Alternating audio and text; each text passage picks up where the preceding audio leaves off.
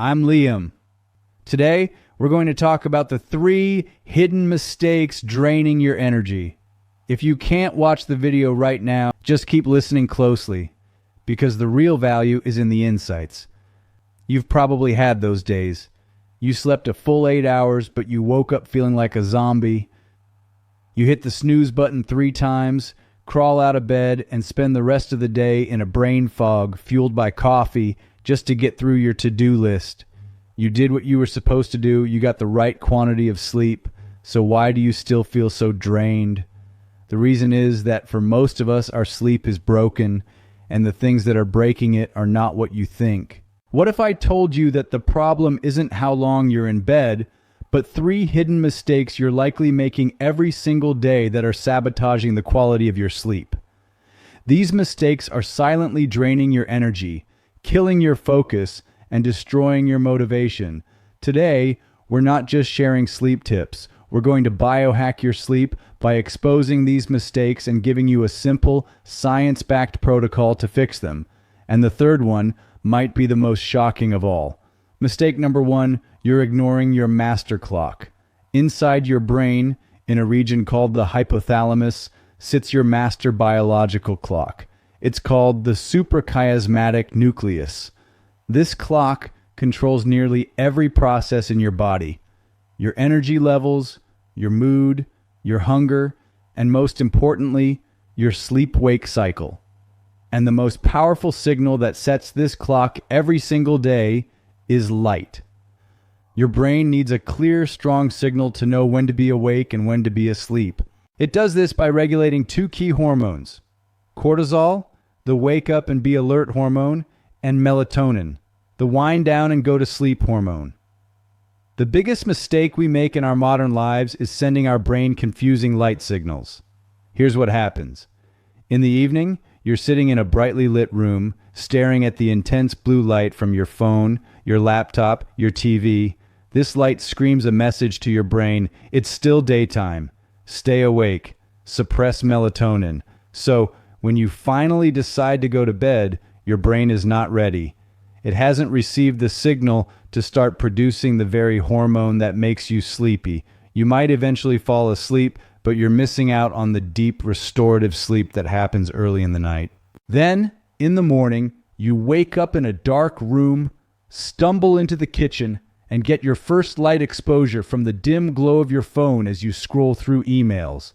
This weak artificial light sends a feeble signal to your brain. I guess it's daytime? Maybe. Be a little bit alert. Your cortisol levels don't spike properly, and you spend the rest of the morning feeling groggy. The biohack is simple. Send the right light signals. First, within the first hour of waking, get 10 to 15 minutes of direct, natural sunlight. Go outside. Stand on your balcony. Open a window. Don't wear sunglasses. This blast of natural light is the most powerful signal to your master clock. It shuts down melatonin production, triggers a healthy spike in cortisol, and sets a timer for melatonin to be released about 16 hours later, right when you want to go to sleep. This one habit will make you feel more awake during the day and sleepier at night. Second, create a digital sunset. 1 to 2 hours before bed, dim the lights in your home. Turn on the blue light filter on all your devices. Better yet, turn them off completely. Read a physical book, listen to a podcast, talk to your family, signal to your brain that the day is over. Mistake number 2, your wind down routine is an amp up routine. Sleep is not an on-off switch. It's a gradual descent. You can't go from 100 miles per hour to 0 in 5 minutes, yet many of us try to. We work intensely until 10 p.m., have a heated discussion online, watch a suspenseful thriller, and then wonder why we can't fall asleep. The mistake is treating the hour before bed as a time to finish things instead of a dedicated time to wind down. There are 2 biological processes we need to initiate for sleep: a drop in core body temperature and a drop in mental stimulation. Your body naturally cools down as it prepares for sleep. We can assist this process. A warm bath or shower 1 or 2 hours before bed might seem counterintuitive, but it's a powerful biohack. The warm water draws blood to the surface of your skin. When you get out, your core body temperature rapidly drops, sending a powerful time to sleep signal to your brain. At the same time, we need to calm our minds. Answering work emails, scrolling through anxiety-inducing news, or planning the next day's stressful schedule keeps your brain in problem-solving mode.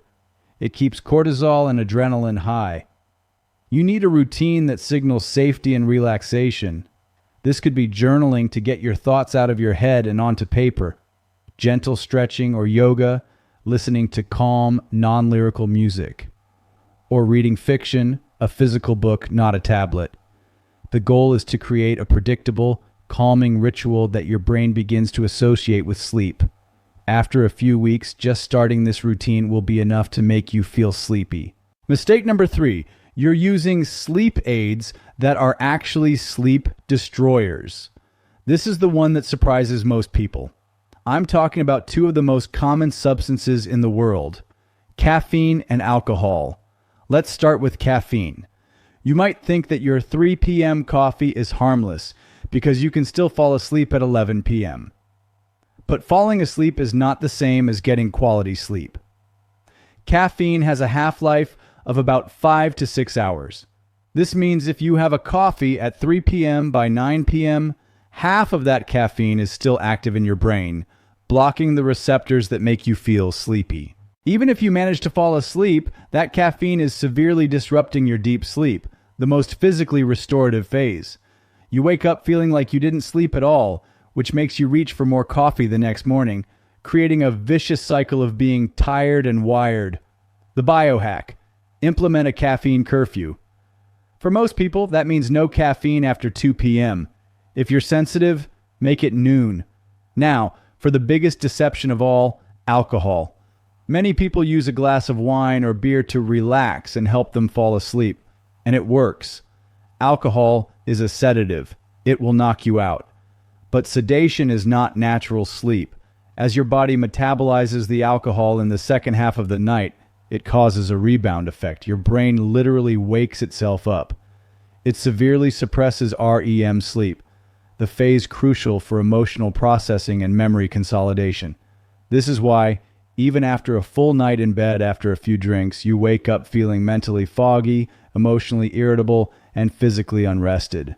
The biohack: be mindful. If you want to optimize your sleep for performance, treat alcohol as a sleep disruptor. Avoid it completely, or at the very least, have your last drink at least 3 to 4 hours before bedtime to give your body time to process it. Sleep is not a passive state of rest. It is an active, critical state of performance for your mind and body. It's where you repair your muscles, consolidate memories, and clean out metabolic waste from your brain. My challenge to you is to pick one of these biohacks and try it for the next week, just one. Maybe it's the morning sunlight, or the digital sunset, or the caffeine curfew. Let me know in the comments which one you're going to try. And if you're ready to continue biohacking your life for peak performance, make sure to subscribe.